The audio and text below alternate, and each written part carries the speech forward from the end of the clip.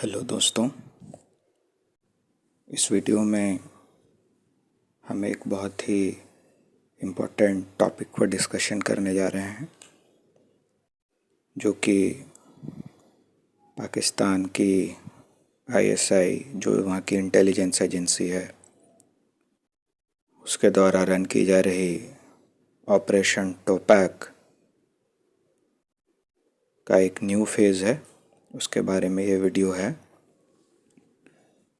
और इस वीडियो को हर भारतीय तक ले जाने का ये मकसद है कि इसके विषय में अवेयरनेस फैले, क्योंकि एक बहुत ही गंदी और सुनियोजित ढंग से भारत के समाज के विरुद्ध चलाया जा रहा है। तो आइए इस पर डिस्कशन करते हैं। दोस्तों, ऑपरेशन टोपैक जो है, ये बेसिकली 1980s में पाकिस्तान के जो आर्मी जनरल थे जिया उल हक, उनके बैकिंग से शुरू हुआ था। इसे अंजाम तक पहुंचाने की जिम्मेदारी जो है वो पाकिस्तान की इंटेलिजेंस एजेंसी आईएसआई ने ली थी। इसके तहत काफ़ी शॉर्ट में हम इसकी हिस्ट्री जानते हैं, डिस्कस करते हैं कि इसके तहत जो है पाकिस्तान में एक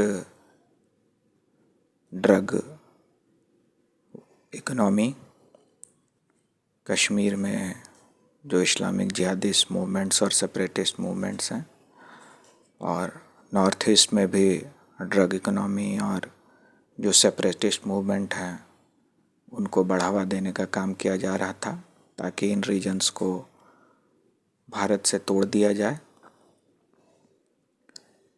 परंतु हाल ही में इंडियन गवर्नमेंट द्वारा चलाया गया मूवमेंट ऑल आउट, जिसमें इंडियन आर्मी का भी बहुत बड़ा रोल रहा, के तहत एक बहुत बड़े लेवल पर एक ऑपरेशन चलाया गया, जिसके अंदर जो सेपरेटिस्ट मूवमेंट्स के लीडर्स थे, जो जिहादी ग्रुप्स थे, जो और भी इन्फ्लुएंशियल व्यक्ति थे, उन सब को आइडेंटिफाई करके न्यूट्रलाइज किया गया,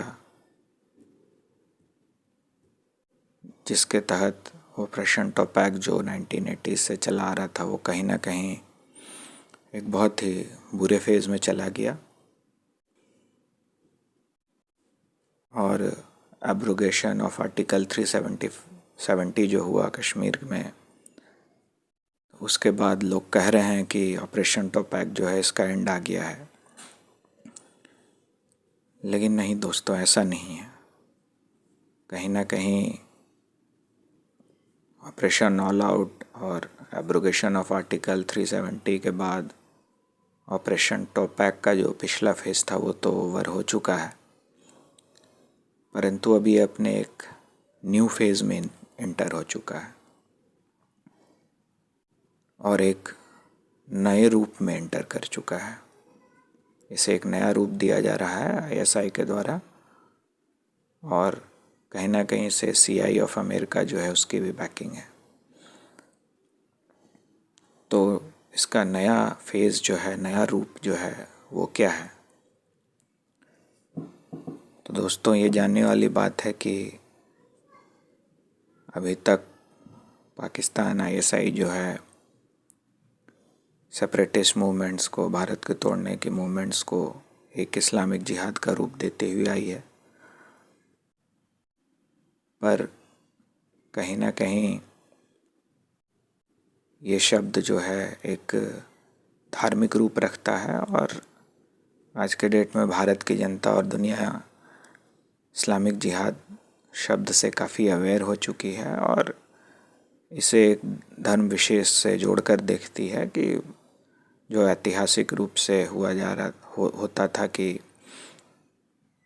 जिहादियों का ग्रुप दूसरे देश पर वॉर करके कब्जा कर लेता था, कुछ ऐसी ही भावना लोगों के मन में हो जाती है। दूसरी बात ये होती है कि धार्मिक रूप दिए जाने से जो सो कॉल्ड इंटेलेक्चुअल्स और अदर फ्रिंज एलिमेंट्स हैं, वो कहीं ना कहीं अपने आप को इससे अलग रखने का प्रयास करते हैं, परंतु अपने रहे रूप में इसे एक सेक्युलर मूवमेंट बनाया जा रहा है। पर अपने अंदर ये है एक्चुअली भारत को तोड़ने की जो इस्लामिक जिहादी मूवमेंट है वही है, बस इसे रूप सेकुलर मूवमेंट्स का दिया जा रहा है। तो सेकुलर मूवमेंट देने से एक फ़ायदा और भी हो रहा है इन लोगों को कि जो समाज के और भी फ्रिंज ग्रुप्स हैं, जो सो कॉल्ड लेफ्टिस्ट इंटेलेक्चुअल्स हैं, वो भी कहीं ना कहीं इसे सपोर्ट कर रहे हैं और इसे ज्वाइन करने का काम कर रहे हैं। और ध्यान देने वाली बात है कि आईएसआई ने जो लश्कर तैयबा है पाकिस्तान की, उसका एक सेकुलर फ्रंट बनाया है जिसका नाम रखा गया है रेजिस्टेंस फ्रंट, और जैश ए मोहम्मद का भी एक सेकुलर फ्रंट बनाया गया है जिसका नाम है पीपल एंटी फासिस्ट फ्रंट। और हाल ही के दिनों में आपने देखा होगा कि पाकिस्तान से बार बार इंडियन गवर्नमेंट को फैसिस्ट कहा जा रहा था। तो ये एक नया नैरेटिव चलाया जा रहा है कि भारत में एक फैसिस्ट गवर्नमेंट है जो कि कश्मीर पे कब्जा किए हुए है और एक धर्म विशेष को प्रमोट करना चाहती है और माइनॉरिटीज़ के अधिकारों का हनन कर रही है। ऐसी बात, एक ऐसी नैरेटिव चलाई जा रही है इसे एक सेकुलर रूप देने के लिए। और इसके लिए एक बहुत बड़ी संस्था बनाई गई है यूएस में जिसका नाम है जस्टिस फॉर ऑल। ये बेसिकली एक एनजीओ है जो कहती है कि ये कश्मीरी फ्रीडम और फासिस्ट गवर्नमेंट ऑफ इंडिया की जो अनडेमोक्रेटिक नीति है उसके विरुद्ध अवेयरनेस फैलाना चाहती है, और इसे सीआई की बैकिंग है। इसका एक ऑफिस कनाडा में भी है और वहाँ भी ये काम करते हैं। और इस जस्टिस फॉर ऑल से लेफ्टिस्ट इंटेलेक्चुअल्स और समाज के सो कॉल्ड फ्रिंज एलिमेंट्स भी जुड़े हैं, जैसे कि writer Arundhati Roy, lawyer, famous lawyer Prashant Bhushan, ex IAS officer Harsh Mander, और ये अब भारत के न्यूज़पेपर्स में एडिटोरियल्स भी लिखते हैं। इनके रिसर्च पेपर भी पब्लिश होती है। एक सेकुलर मूवमेंट के नाम पर ये ओपनली काम कर रहे हैं विदेश में भी और इंडियन जो समाज है उसके अंदर भी। और जस्टिस फॉर ऑल को फुल बैकिंग है पाकिस्तान के इस्लामाबाद में एक इंस्टीट्यूशन है जिसका नाम है इंस्टीट्यूट फॉर रीजनल स्टडीज़। तो ये जो है भारत के विरुद्ध दुष्प्रचार, इंडियन गवर्नमेंट के विरुद्ध दुष्प्रचार, डिसइंफॉर्मेशन फैलाने का भी काम कर रही है, ताकि कहीं ना कहीं भारत के समाज को डिवाइड किया जा सके, इंडियन गवर्नमेंट को इंटरनली वीक किया जा सके और डीएस्टेबलाइज किया जा सके, और वहाँ पर एक ऐसी सरकार बिठाई जाए जो कि इनके एजेंडे के तहत काम करे और अल्टीमेटली इंडिया का बुरा हो, इंडिया कई भागों में इंटरनल कॉन्फ्लिक्ट की वजह से टूट जाए और वीक हो जाए। और ये कैसे काम कर रही है, तो हम कुछ एग्जांपल्स देखते हैं।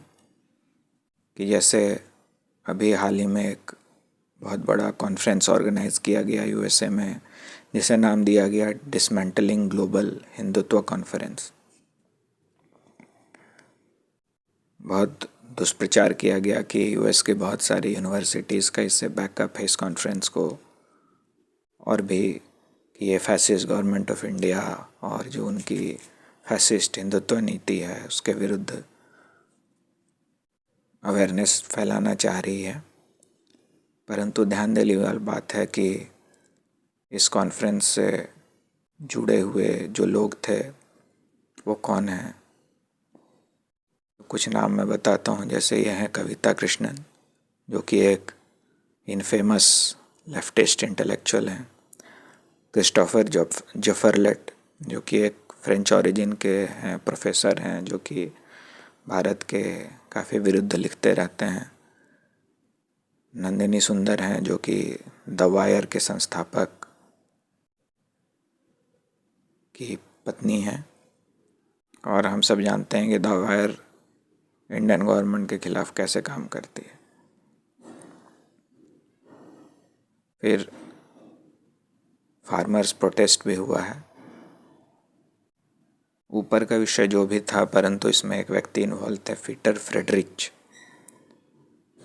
ये पीटर फ्रेडरिच जो हैं, ये इंस्टीट्यूट फॉर रीजनल स्टडीज़ से जुड़े हुए हैं और ये आईएसआई के द्वारा प्रमोटेड भी रहते हैं।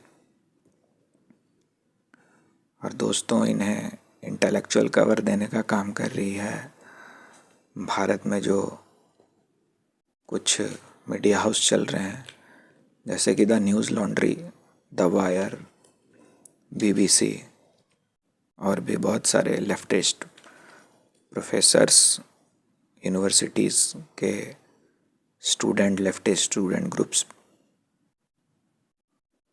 तो ये एक बहुत ही बड़ा मूवमेंट इंडिया के विरुद्ध चलाया जा रहा है, जिसके बारे में हर इंडियन को जानना ज़रूरी है। इसीलिए ये वीडियो लाई गई थी। तो आप देखें कि कैसे भारत विरोधी जो ताकतें हैं वो अब इंटरनली इंडिया को ब्रेक करने का प्रयास कर रहे हैं। और आशा करता हूँ कि इस वीडियो के माध्यम से इतनी अवेयरनेस फैले कि हम